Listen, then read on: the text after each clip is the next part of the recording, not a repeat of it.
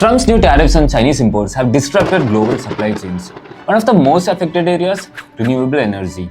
And while that might seem like a global issue, the impact and the opportunity lie squarely in India's court. In this video, we'll break down what the US-China tariff war means for the global energy transition, how India is being positioned as a key player, what investment opportunities are opening up in solar, wind and green hydrogen, and how government policy is aligning with global demand. Let's get into it. The US recently raised tariffs on Chinese imports to as high as 104%, targeting a range of goods including solar panels, inverters, lithium-ion batteries and electronics essential to the renewable energy ecosystem. For years, China has dominated the global supply of solar and battery components. Now, with rising trade barriers, manufacturers and governments are looking for alternatives. This realignment creates space for new players. India is one of the few countries with both the scale and policy support to fill this gap.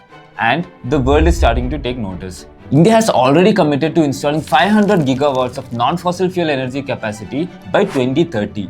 As of 2024, it's crossed the 180 gigawatt mark, with solar and wind making up the bulk of new capacity. The government allows 100% foreign direct investment in the renewable energy sector under the automatic route.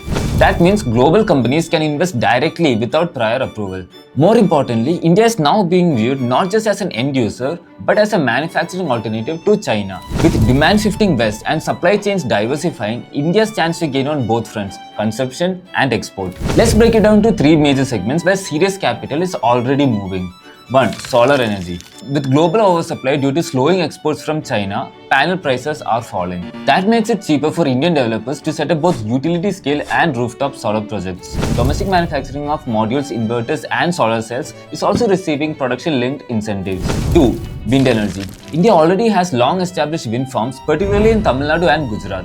With land and wind data already available, investment risk is lower than in newer markets. Hybrid projects, solar plus wind, are also becoming more common, supported by dedicated transmission infrastructure. 3. Green hydrogen. India launched the National Green Hydrogen Mission in 2023.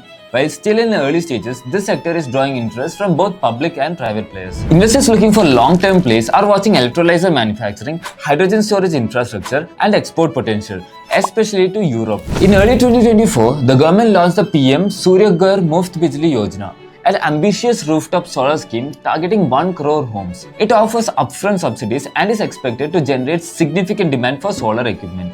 Meanwhile, the Gujarat Hybrid Renewable Energy Park is being developed as the world's largest hybrid solar wind energy zone. Spanning over 70,000 hectares, the park is a direct signal of where the country's infrastructure policies are headed. With projects like these, both domestic and global investors have visibility and policy clarity.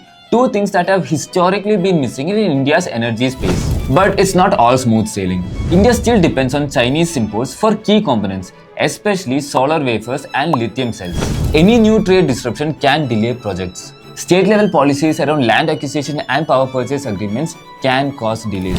Renewable infrastructure requires upfront capital and a long payback cycle, so it's not suited for short-term speculation.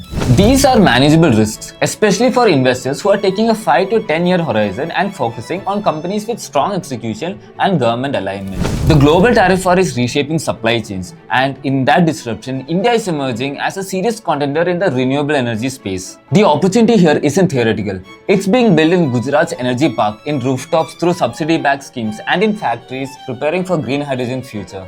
For investors, the next decade in India's energy sector won't be just about going green. It could also be about serious growth. If this gave you something to think about, subscribe for more breakdowns like this.